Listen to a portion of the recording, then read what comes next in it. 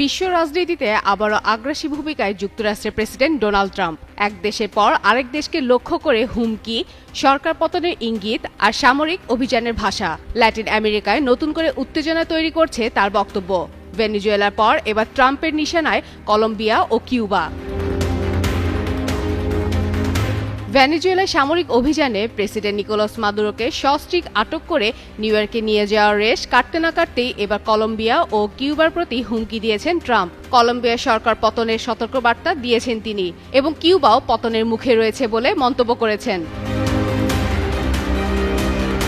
রোববার রাতে যুক্তরাষ্ট্রের রাষ্ট্রীয় উড়োজাহাজ এয়ারফোর্স ওয়ানে সাংবাদিকদের সঙ্গে আলাপকালে ট্রাম্প বলেন, ভেনেজুয়েলা ও কলম্বিয়া দুটো দেশই গভীর সংকটে রয়েছে।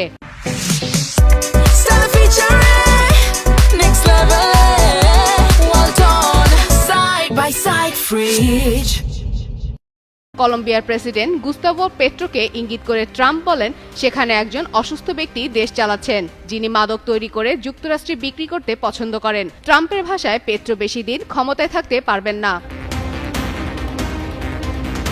পাশাপাশি কিউবার প্রসঙ্গ টেনে ট্রাম্প বলেন, দেশটিতে সরাসরি সামরিক হস্তক্ষেপের সম্ভাবনা কম, কারণ কিউবা নিজেই পতনের দ্বারপ্রান্তে দাঁড়িয়ে রয়েছে বলে তিনি মনে করেন। ট্রাম্পের দাবি, কিউবার আয়ের প্রধান উৎস ছিল ভেনেজুয়েলা ও সেখানকার জ্বালানি তেল। ভেনেজুয়েলার সংকটের কারণে কিউবার অর্থনীতি টিকে থাকার সম্ভাবনা অনেকাংশেই কমে গেছে।